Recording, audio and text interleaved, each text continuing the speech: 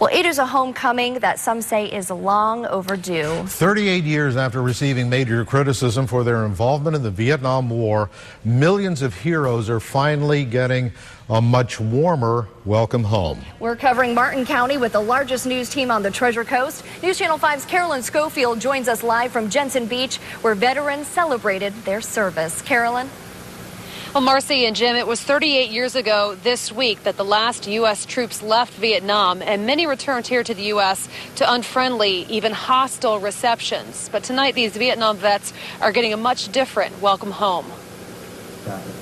Ed Maxwell was drafted by the Army and sent to Vietnam in 1968. What it was like is tremendously long periods of boredom interspersed with total panic. We had to fight not only the enemy, but we had to fight our own government at times. Maxwell returned home to the U.S. in 1970, and he quickly learned not to talk about his military service. Among my peer group, people in their mid to late 20s, it was kind of like, you've been where?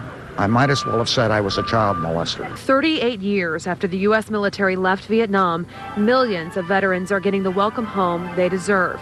Congress designated this day to honor their service and remember the 58,000 who didn't make it back. There are more than 4,000 Vietnam vets living on the Treasure Coast, many of them seen in these pictures compiled by the Martin County chapter of Vietnam Veterans of America. There were good memories of their time in Vietnam, many bad ones that still haunt them. One thing these vets will never forget, what it was like to come home, which is why this night is not just about remembering Vietnam. We have to honor those who have fought and pray for those who are still fighting for our freedoms in the United States.